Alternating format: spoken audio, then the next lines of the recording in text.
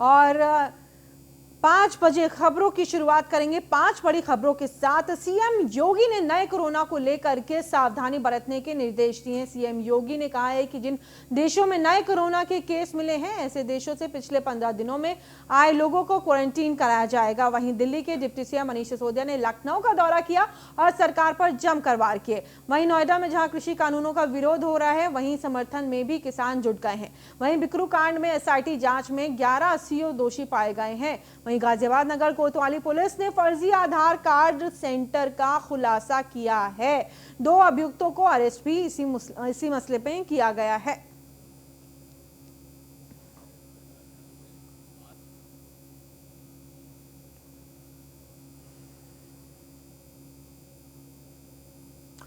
और अब खबरें हम आपको विस्तार से बता देते हैं। 5 बजे में 5 अहम खबरें और इसी पे ही हम चर्चा कर लेते हैं। पहली खबर लखनऊ से। सीएम योगी ने कोरोना के नए वायरस को लेकर के सावधानी बरतने के लिए दिशा निर्देश दिए हैं।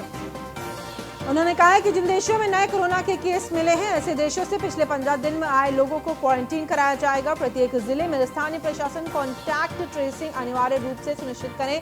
ये तमाम बातें कही हैं सीएम योगी ने। विदेश से लौटे लोगों को अनिवार्य रूप से जांच उनकी कराई जाएगी। सीएम योगी स्वास्थ्य विभाग इसके लिए एक हेल्पलाइन नंबर भी जारी करेगा। प्राइवेट लैब में आरटी-पीसीआर की जांच 700 से ज्यादा नहीं ले सकते, यानी कि 700 रुपए से ज्यादा जांच के लिए नहीं लिए जाएंगे। कोविड-19 चिकित्सालय की व्यवस्था को चुस्त दुरुस्त से रखा जाए। ये तमाम बातें सीएम योगी ने कही। कोविड-19 से बचाव के संबंध में लोगों को लगातार जागरूक किया जाए। तो कोविड-19 को लेकर के यूपी सरकार लगातार सजग है। साफ कहना है उनका कि जो नए तरीके के वायरस को लेकर के अफरा तफरी मच रही है, उसके मद्देनजर एक प्रेस कॉन्फ्रेंस भी अभी कुछ देर पहले की गई यूपी सरकार की तरफ से, आपको बता दें। और वहां पर ये तमाम बातें रखी गई कि कोविड-19 को लेकर के तमाम व्यवस्थाएं की गई हैं यूपी में, और साथ ही साथ लोगों को जागरूक करने का भी सीएम ने आह्वान किया है कि ऐसे कार्यक्रम बनाए जाएं जिससे लोगों को ज्यादा से ज्यादा जागरूक किया जा सके।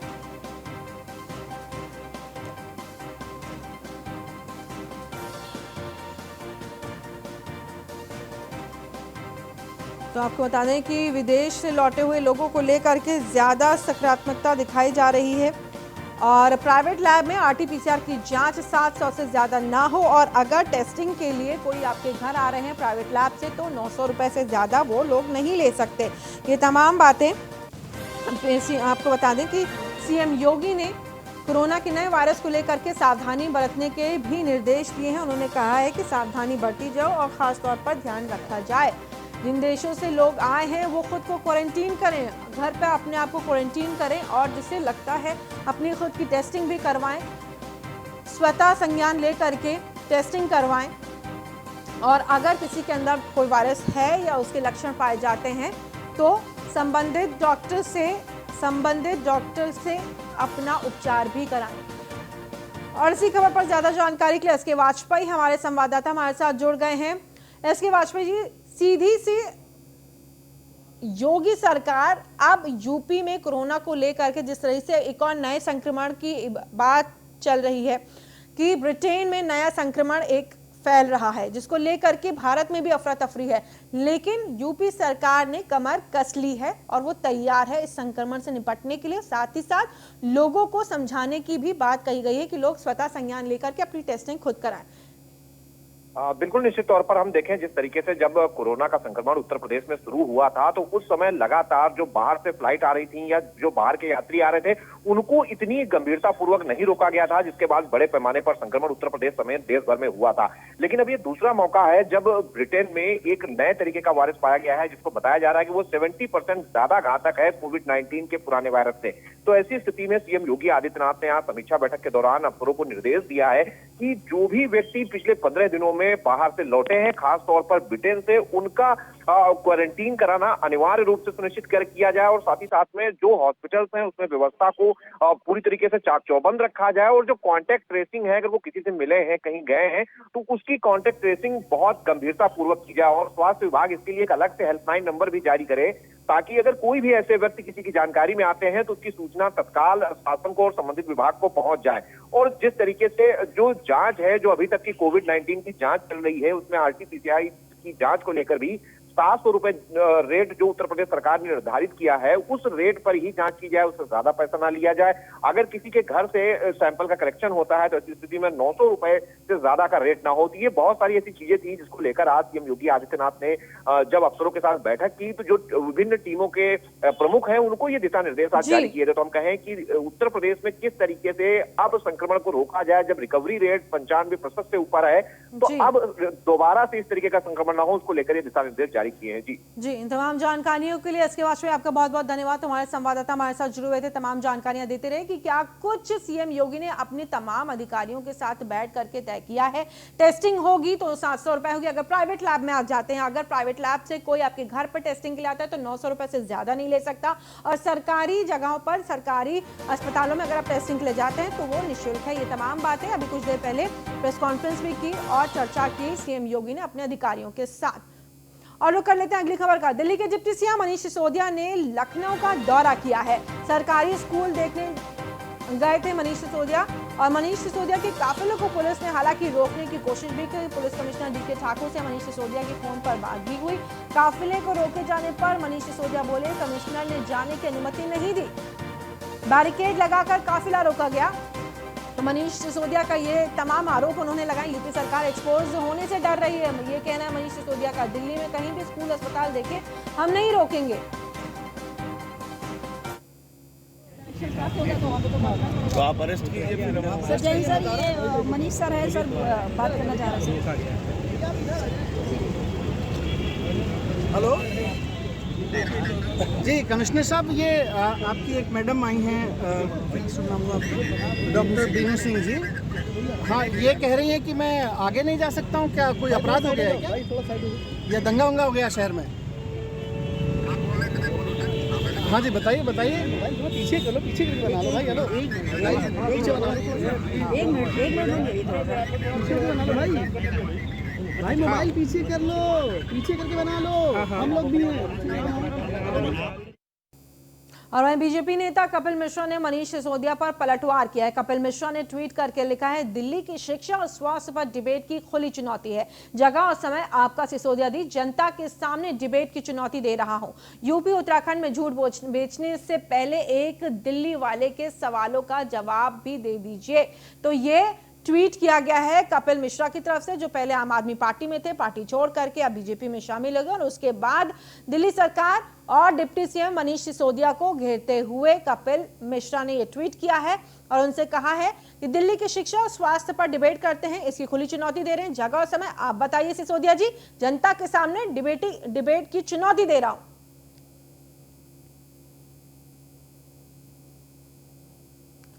और अगली खबर, नोएडा से कृषि बिल के समर्थन में पहुंचे हजारों किसान महामाया फ्लाईओवर पर बड़ी संख्या में पहुंच रहे हैं। किसान सांसद सुरेंद्र नागर के नेतृत्व में दिल्ली कूच की कोशिश किसानों को पुलिस ने महामाया फ्लाईओवर पर रोका है।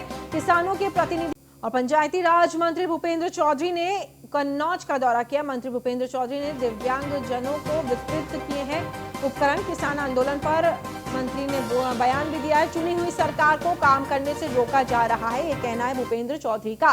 किसानों के पीछे विपक्षी दलों की राजनीति है।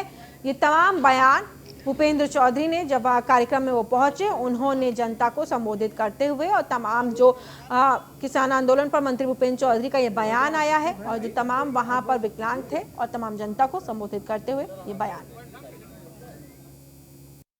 आपने देखा होगा और अलग मीडिया चैनल के माध्यम से भी सर्वे आए हैं। ये लोग राजनीतिक लोग हैं। राजनीतिक व्यवस्था में जिस प्रकार से भारतीय जनता पार्टी को लोगों ने चुना है, एक चुनी हुई सरकार को ये कहीं ना कहीं काम करने के लिए रोका जा रहा है। और जो कुंठित लोग हैं, जो राजनीतिक व्यवस्था में सफल नहीं हो पाए, वो इस तरह की अराजकता करके किसानों को गुमराह करके इस प्रकार के आंदोलन करा रहे हैं। तीनों बिल किसानों के हित में हैं और सरकार, देश के प्रधानमंत्री जी का संकल्प है कि 2022 तक किसानों की आय दुगनी करनी है। ये उसी के रास्ते में जो बाधाएं थी उन्हें दूर कर। अच्छा लग रहा है। कहाँ आवेदन किया था आपने, कैसे आवेदन किया? फार्म भरा था यहीं विकास भवन से, यहीं ऑफिस विकास भवन से। में? हाँ। क्या बोला गया आपसे कि ट्राईसाइकिल लेने के लिए आई हैं आप? साइकिल हमको कहीं फ़ोन किया गया था कि साइकिल ले जाना आके। अच्छा, पहले क्या समस्या आती थी? समस्या दिक्कत होती थी चलने को, पैर की खाल भी चली जाती थी, तो मैंने फार्म दिया था। हम बात कर लेते हैं अब कानपुर की। कानपुर में बिक्रू कांड से जुड़ी एक और बड़ी खबर आई। एसआईटी जांच में दोषी पाए गए 11 सीओ विकास दुबे और उसके रिश्तेदारों के लाइसेंस बनवाने में सांठगांठ का आरोप लगा है उन पे। एसआईटी की रिपोर्ट के बाद दोषियों के खिलाफ कार्रवाई की सिफारिश भी की गई है। बिक्रू कांड मामले में एसपी ग्रामीण की बड़ी लापरवाही सामने आई है। रिपोर्ट्स के मुताबिक एसपी ग्रामीण को दबिश की जानकारी दी जा चुकी थी। एसआईटी जांच में खुलासा हुआ है आधी अधूरी तैयारियों के साथ दबिश दी गई थी। रिपोर्ट के मुताबिक एसपी ग्रामीण को थी दबिश की जानकारी और एसआईटी जांच में यह खुलासा हुआ आधी अधूरी तैयारियों के साथ दबिश दी गई थी। ये तमाम बातें अब निकल करके सामने आई हैं। बिक्रू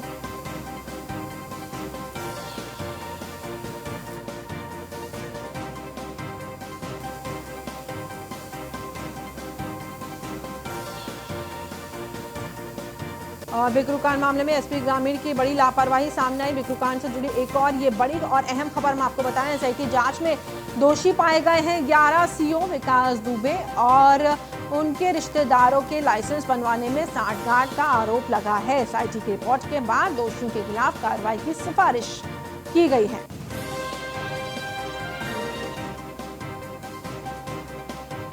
विकास दुबे और उसके रिश्तेदारों के लाइसेंस बनवाने का ये मामला। और वहीं साइबर सेल गाजियाबाद नगर कोतवाली पुलिस ने फर्जी आधार कार्ड सेंटर का खुलासा किया है। 2 अभियुक्तों को पुलिस ने गिरफ्तार किया है, जिनके कब्जे से पुलिस ने फर्जी आधार कार्ड बनाने के लिए लिफ्ट में लाई जाने वाली मशीनें भी बरामद की हैं। पुलिस ने जिन 2 आरोपियों को गिरफ्तार किया है उनका नाम फैसल खान और शहबाज खान बताया जा रहा है। दोनों गाजियाबाद के ही साहिबाबाद थाना क्षेत्र के रहने वाले हैं। ये लोग 3 सालों से इसी तरह से फर्जी आधार कार्ड बनाने का काम कर रहे थे।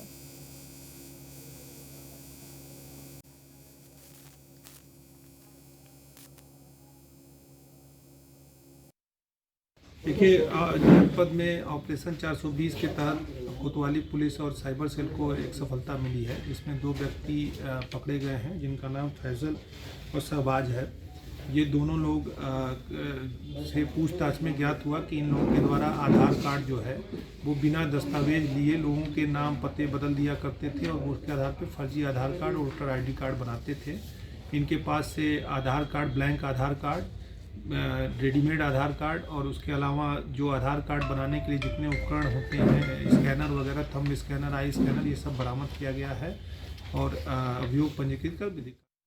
और वहीं बुलंदशहर का एक नया मामला सामने आया है। पुलिस ने एक रेडियो सिंगर की गुमशुदगी की रिपोर्ट दर्ज करने में पूरे 1.5 दशक से ज़्यादा का वक्त लगा दिया और आखिरकार दर्ज ही कर ली गई है ये एफआईआर। आपको बताएं 1.5 दशक बाद पुलिस ने दर्ज की है गुमशुदगी की एफआईआर। बुलंदशहर के शिकारपुर पुलिस के ये कारनामे अब आपके सामने। आपको बता दें कि पुलिस ने एक रेडियो सिंगर के गुमशुदगी की रिपोर्ट दर्ज करने में पूरे 1.5 दशक से ज़्यादा का वक्त लगा दिया आखिरकार, और वो भी ऐसे वक्त में जब अदालत और ऑनलाइन एफआईआर के विकल्प आम आदमी तक पहुंच चुके हैं। दरअसल जिले से 25 किलोमीटर दूर शिकारपुर कोतवाली क्षेत्र के गांव तैयबपुर के रहने वाले राजेंद्र सिंह 22 बरस पहले घर से लोकगीत गाने के लिए निकले थे, मगर आज तक घर ही नहीं लौटे। राजेंद्र सिंह महाशय का उनका जो बड़ा बेटा है और उसकी पत्नी ने कई सालों तक पुलिस के अधिकारियों से लेकर के थाने की भागदौड़ तक कर ली, लेकिन सब सिफर रहा। देखो, रागनी गावे गए यहाँ तो खूब खुशी थे, 2 बेटा खूब बढ़िया खुशी से गए, फिर आए ना जन का ने भैया मार दे के जन कहाँ गए। तो पुलिस में आपने कंप्लेंट की, क्या करा? खूब करी, जब तक बालक ऐसे कसु समझदार ना आए, और समझदार हुए तो भाई वो कर रहे हैं अपनी इसी। तो जब उनका प्रोग्राम रेडियो पे आता था कैसे लोग? क्या होता था गांव में? सर वो मई 2005 में गए थे। तो जैसे ही वो घर से गए थे वो रागनी गाया करते थे, मतलब प्रोग्राम बाहर किया करते थे। तो जैसे वो घर से गए थे ऐसे कह के कि मतलब हम जा रहे हैं अपने प्रोग्राम में हैं, तो फिर वो चले गए। उन्हें मतलब 10 दिन बीते, 20 दिन बीते, जैसे 1 महीना भी, कम से कम 1 महीना तो वो नहीं भी आते थे। तो उसके बाद में जैसे हमने कही कि मतलब जैसे हमारे पापा जी नहीं आए, मतलब हमने अपनी सासू जी से कही पापा जी नहीं आए, सासू जी बोली कि आ जाएंगे, ऐसे करके फिर यूं ही दिन बीतते गए।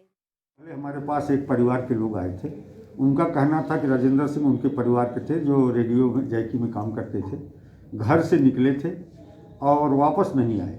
उस समय इन लोगों ने संभवतः किसी थाने याद पे कोई गुमशुदगी दर्ज नहीं कराई और आज कई तकनीकी कारणों से प्रॉब्लम्स इनके सामने आ रही हैं उनकी प्रॉपर्टी याद को लेके। तो इस प्रकरण में उनके अनुरोध पर मैंने थाने में गुमशुदगी दर्ज करा दी है। उस प्रकरण की जांच की जाएगी और इस बात की भी छानबीन की जाएगी क्या वास्तव में 15 साल पहले वो गुम हुए थे और आवश्यक वैधानिक कार्रवाई करें। और इस बुलेटिन में फिलहाल इतना ही। देश और दुनिया की तमाम खबरों के लिए आप बने रहिए न्यूज़ 1 इंडिया।